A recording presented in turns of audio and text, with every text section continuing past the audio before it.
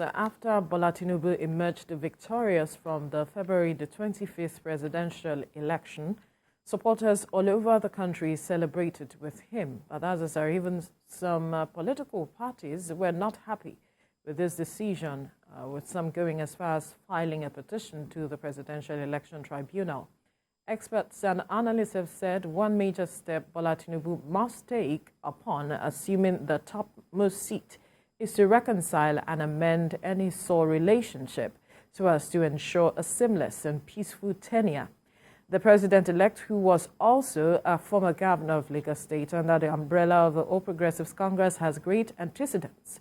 But being his first time governing an entire nation, there are more expectations of him.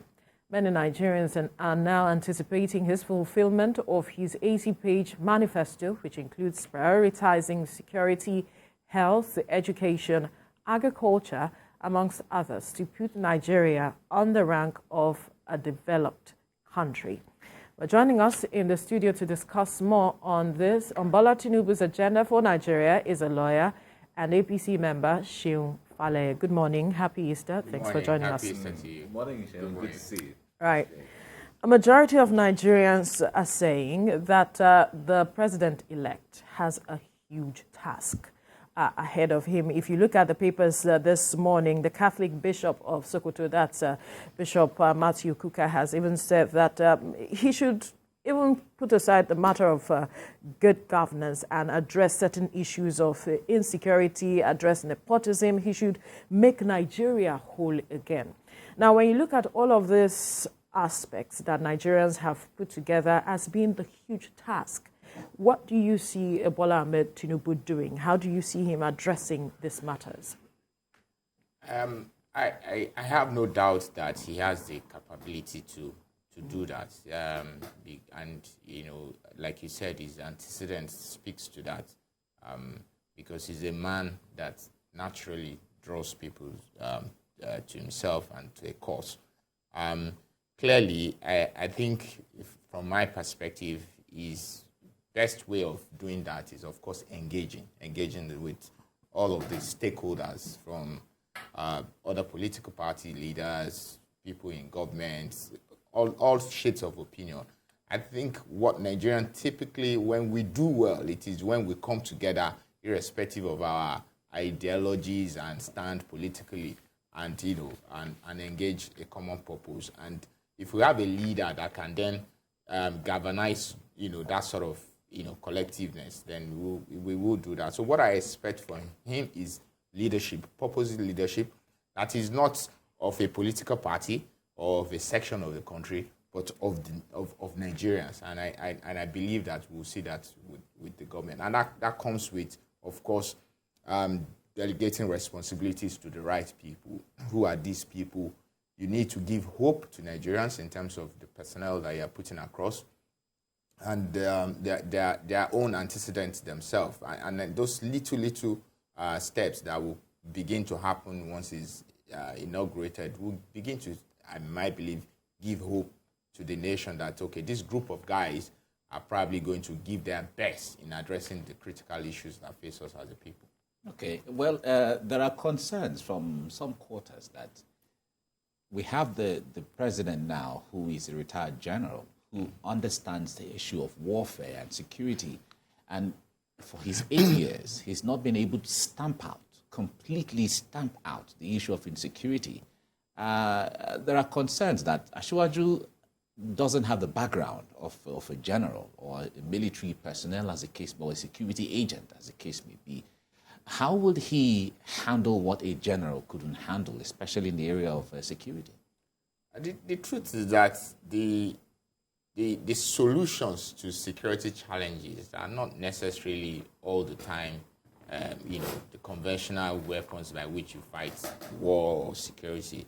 Of course, granted, the knowledge and expertise of a military personnel or general will be useful, but there are generals in the Nigerian army that will continue to advise the president.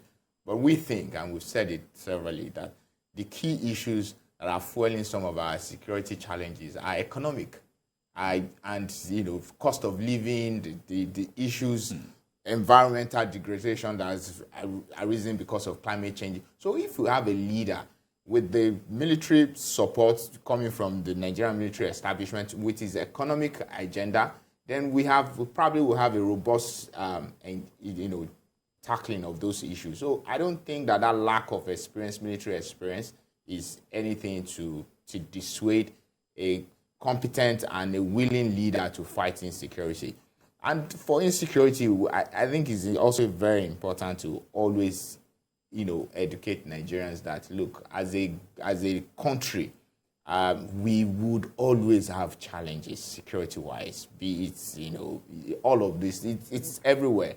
But of course, what is important is that the establishment is tackling those issues. So I don't want us to go with the mindset that, nothing will happen, everything will be, cool and calm. And there are bad actors out there that are looking to test the ambit of, their powers. And what you need is a government that is in charge, that is aware and in tune to its responsibility. So I believe that with the sort of economic agenda that Asiwaju will pursue, that will bring a broad-based, inclusive prosperity to all, the penchant for violent crime will reduce. And then using the carrot and stick approach, that will be, will yield some positive effect.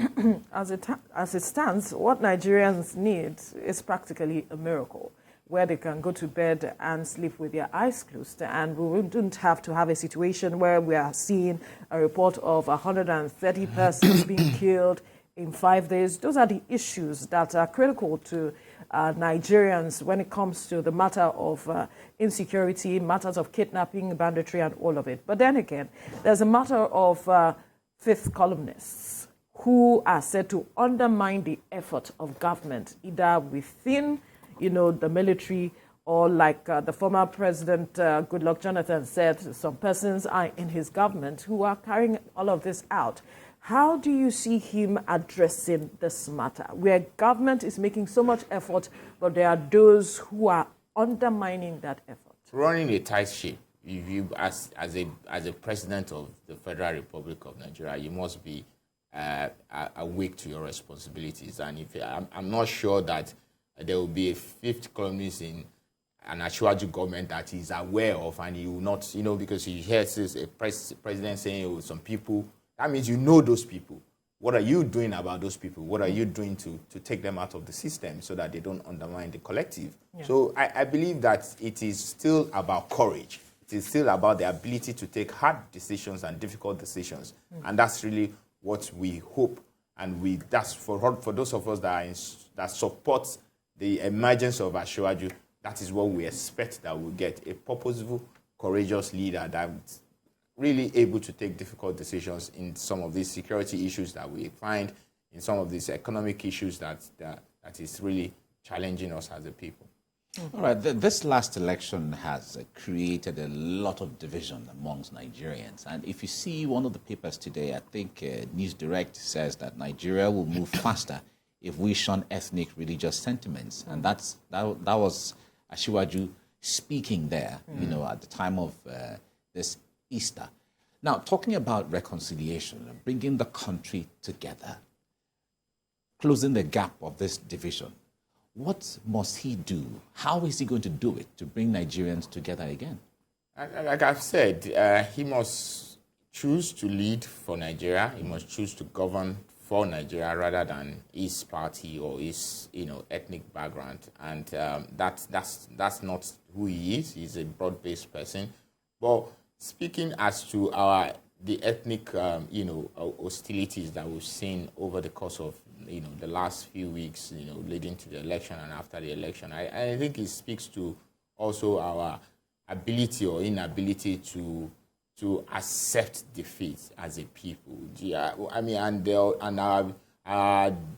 our constant view of of elections as do or die. Yes, it's a competitive race, but when it's done and dusted, let us move on to nation building, and that's what we expect. I'm not sure, despite Asiwaju's attributes and competencies, if we as a people are not ready to come behind him as a president, giving him all our support from the east to the west to the north, he would not succeed, irrespective, and no matter how well healed he is. So as a people, we must also, begin now to say, okay, for country, I didn't vote for this man, I didn't support him, but now that he's there, I must give everything I have in my little space to ensure that he succeeds. And that's really, so it's a collective, it's an handshake between those that we've entrusted with our leadership and those that they'll be leading.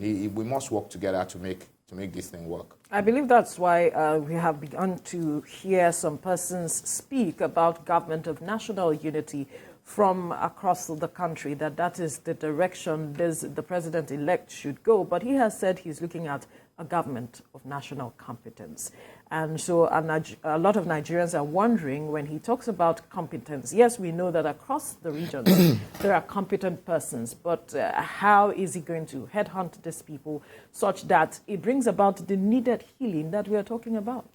I'm of the school of thought that beyond, this sort of affirmative actions that a federal system like Nigeria, calls for, what is important is to put competence and merit at the top of that yardstick.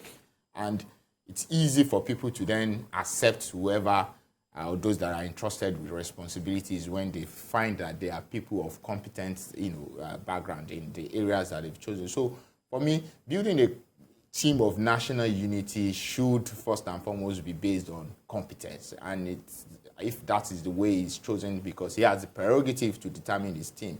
And I think that's the way that we should all go. But beyond that is to say that if you look at Asiwaju's antecedents as a governor, and as even a political leader, he's known to be, someone that attracts the right people for the right job. Look at the kind of competent people that he has always surrounded himself. I don't think there's any challenge as to identify those talents. And Nigeria is replete with very competent people, both home and abroad, that in this sort of situation would typically always put themselves forward to be considered for the sort of work that lays ahead. So I think in terms of that area, I think we're well served as a people, and I think the president-elect himself also knows how to go about attracting these sort of people to help him, because it's a huge task and he will need all the support that he can get. There are those who still look at the aspect of the matter of this divisiveness and the fact that some persons talking down on the president-elect, and the aspect of trust, confidence in him delivering on his promises and, his 80-page manifesto and all of it. How do you see him perhaps winning the trust of Nigerians to deliver? Earlier you spoke about we giving him the needed support, but where that is not there, that we cannot move forward. How can he win the hearts of Nigerians to garner their support? He has, in my view, the support of majority of Nigerians that went to the polls. And that's why he emerged. That's why he emerged the winner. And I'm sure those people will, continue to believe in him. But for the generality of Nigeria, because after you then won, then you now need to carry the entire country along with you.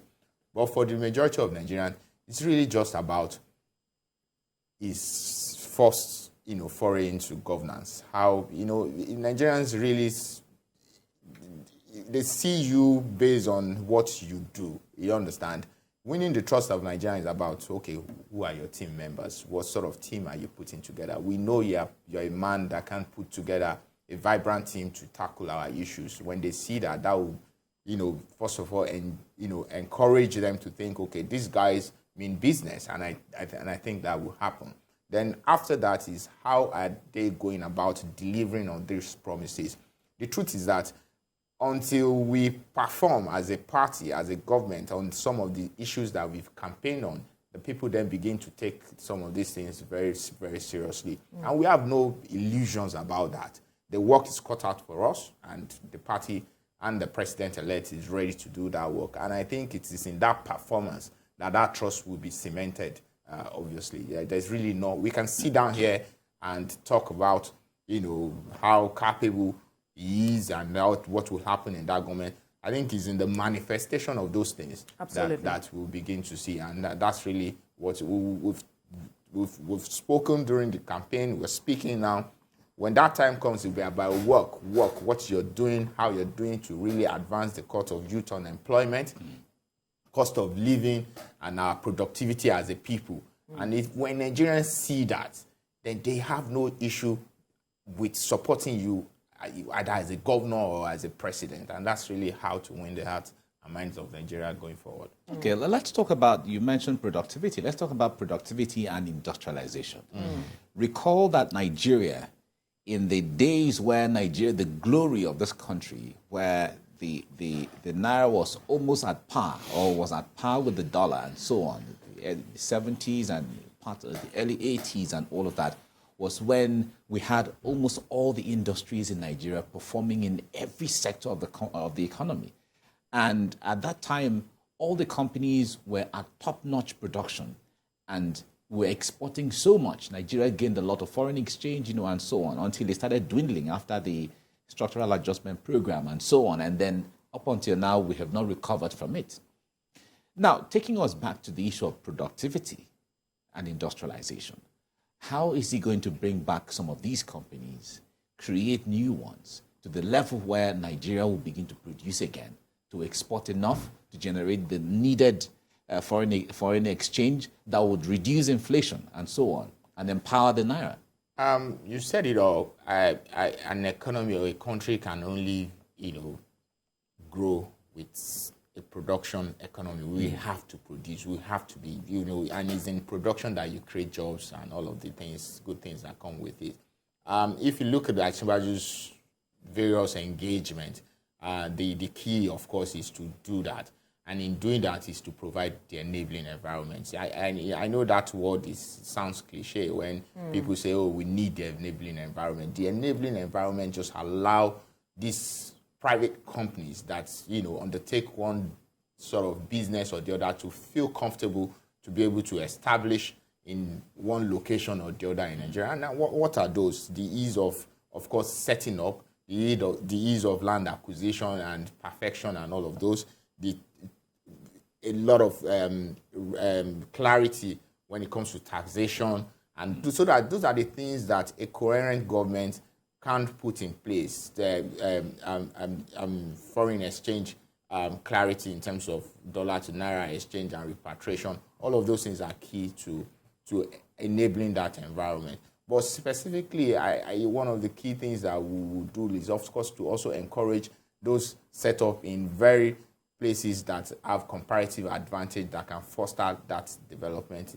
wherever. So you look at the Northwest, the Northeast, there's certain industries that can be set up in those places that are very comparatively advantageous to that community, even in the Southeast, for example.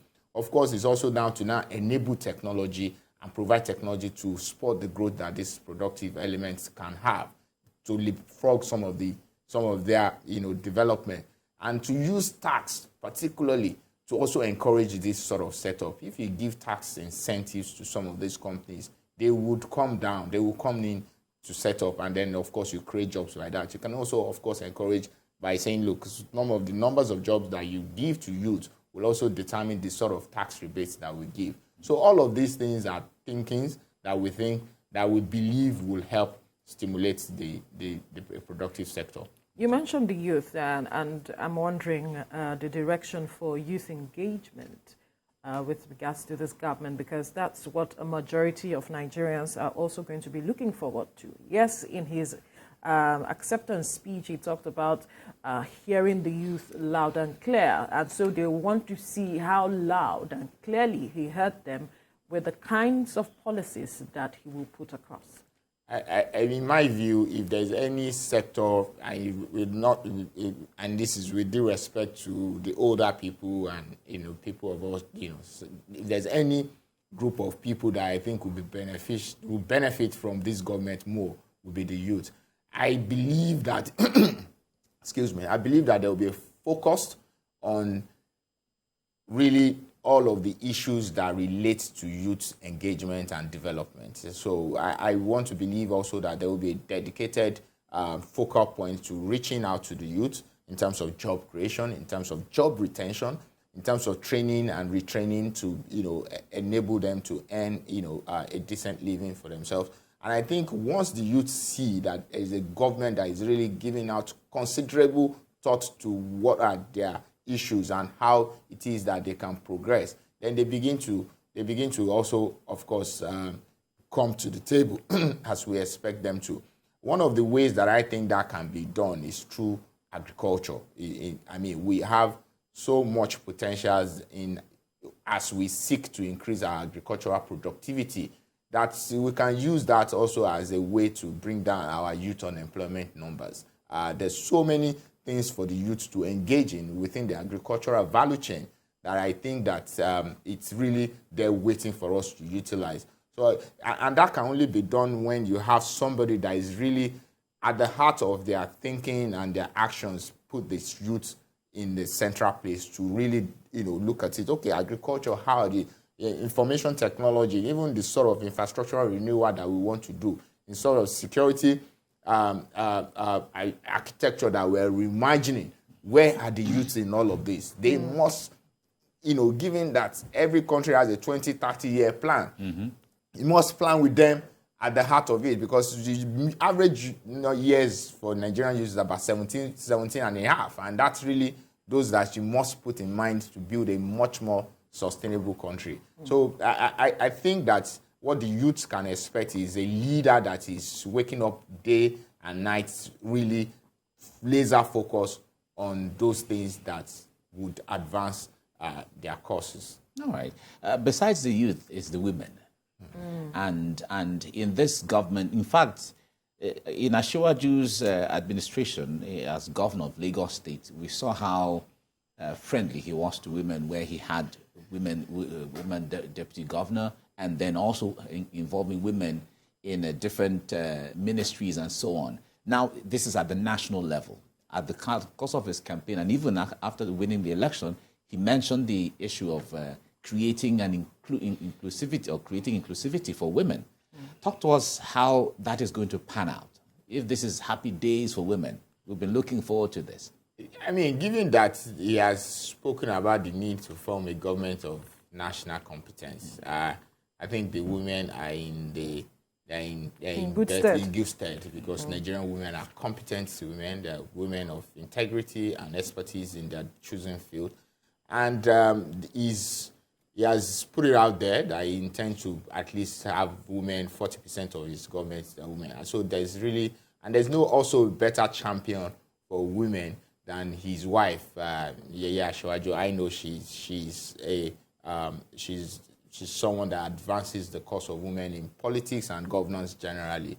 But we know that when the women set about an agenda, when they've been given, and that's really perhaps is behind some of these thoughts from him, when they're given positions of authority and responsibility, they discharge it effectively. And that's why I think that this is also a government for the women, given that they've, of course, played a major role in getting him to where he is. And I have no doubt that they will continue to support and give their necessary expertise and competence going forward.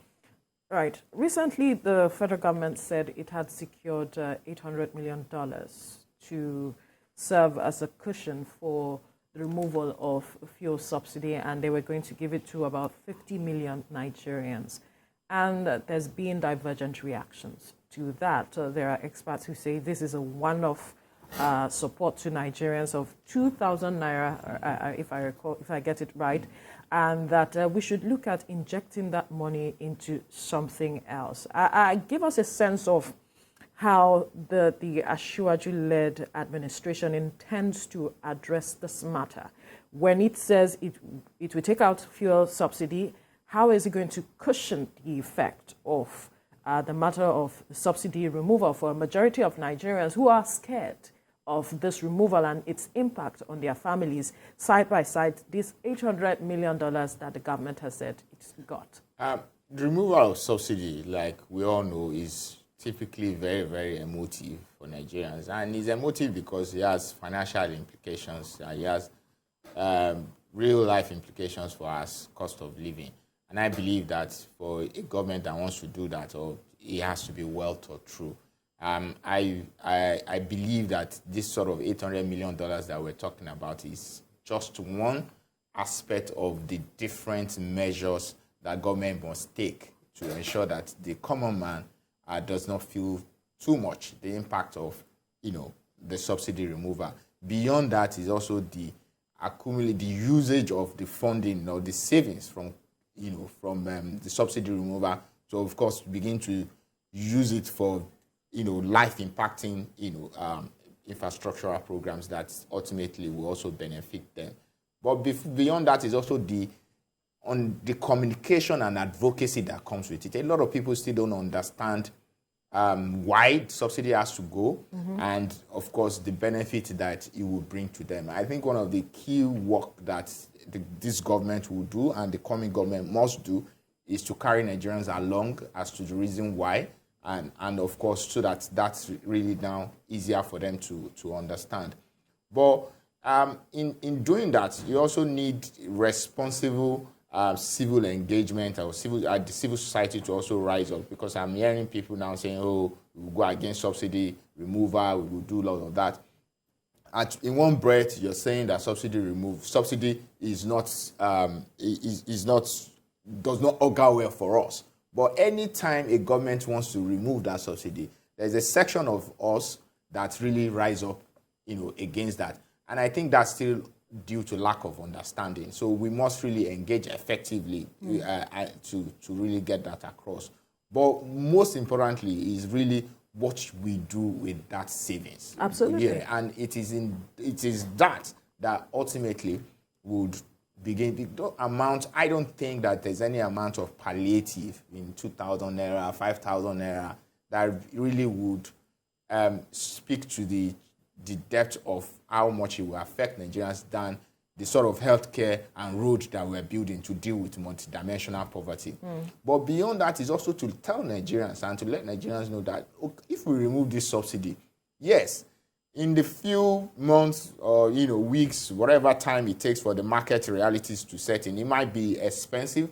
But what the economists are saying is that eventually the prices will stabilize in a manner that's now take cognizance of the world oil prices and all of those costs that is associated with it.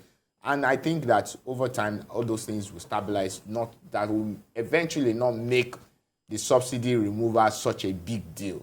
But in the first instance, government must deal with the fallout, and I'm sure that they will. We're seeing, and that the part of that dealing is ensuring that our local refineries also come upstream. Exactly. Because it's an integral part of the solution. Exactly. I was going to talk about that. Now we're getting some vibes from unions within the oil sector who are saying that, well, if you remove the oil subsidy, then the cost of petrol pump price is going to be about 700 naira per litre. We've been seeing that on the news, and these are vibes that one can interpret to say maybe they don't want it to be removed, trying to create a certain kind of fear or a feeling in the minds of Nigerians. And this could stem from the issue of the insecurities of, if you remove fuel subsidy, how do they benefit from the ongoing workings in the oil sector? And you talked about the issue of refineries. Now, some have said that the best way, instead of privatizing it, the best way is to list it in the stock exchange so that everybody can be part of it. Even the unions that we're talking about can be part of the ownership of the new refineries. Speak to us in those regards. Ideas are welcome regarding, the cost to take that Nigerians can get behind. You understand? But what is important is that we need to be careful the sort of numbers that are being bandied around, because we know that there are entrenched interest regarding when it comes to subsidy, retention and removal. So we need to be careful. We know that numbers are, like you said, being bandied around, and it might be for one purpose or the other. Until we know the exact numbers, I think it's important for Nigerians to be wary of all of those. But be that as it may, I believe that refineries, our local refining capacity, will go a long way as a buffer in dealing with some of the prices fluctuations that might come with subsidy removal. And the good thing is that I know that some of the existing refineries are under repair, so hopefully they might come on stream quickly than we hope. The Dangote refinery might also help. I don't know how much of a dent that will make, but clearly, for the oil industry players, those that are benefited for subsidy, those that are clamoring for its removal, and even the union should come together and give ideas as to how to, given that we're all in agreement that the subsidy is not sustainable for us, let us come together and put before Nigerians the best way to deal with the issue, as long as we know that subsidy removal has to happen. It's how it happens, when it happens, that's the key. Right, you mentioned the matter of multidimensional poverty, talking about 130 million Nigerians being reported to be under multidimensional poverty as it stands. And how we are going to address that is another key issue that has to be discussed. Yes, the outgoing government, talking about President Muhammadu Buhari, had made effort to addressing that. But we see that as a drop in the ocean. Much more needs to be done. So what should Nigerians expect? I think we understand that multidimensional issues, poverty deals with access to some of the critical, elements that allow your productivity to be much more enhanced and increased. And that speaks to what sort of healthcare are you getting, how quick is it, or what's the timeline between your home, getting from one place to the other, from your home to healthcare or to work, and all of those things. And when we say and particularly give ideas as to what the incoming government intends to do with housing, with healthcare, with social, investments and outreach, with infrastructural renewal. Those are multidimensional. Those are really ways by which we tackle multidimensional poverty. How much are we doing in terms of safeguarding lives and property? And I think that if the answers to that would be to look at our agenda regarding infrastructural renewal, how are we doing with rural access, in and out, and all of those things. Those are the key ways in which we begin to reduce multidimensional poverty, because it then enhances people's ability to earn and to live a decent life. And I think that if those promises are kept under our housing plan, our healthcare plan, our rural infrastructural plan, our general infrastructural renewal plan, then multidimensional poverty would really receive a dent. And it's really moving the needle. What we'll expect is that government after government tackle and continue to tackle these issues until we really bridge our infrastructural gap, because that's what it's all about, and that's what governance is all about. One major thing he had mentioned, which excites Nigerians, is the issue of education that he mentioned in his acceptance speech on the day he, won the election. He talked about the education. In fact, education was one of the things he spoke to the most concerning all the other things that he mentioned.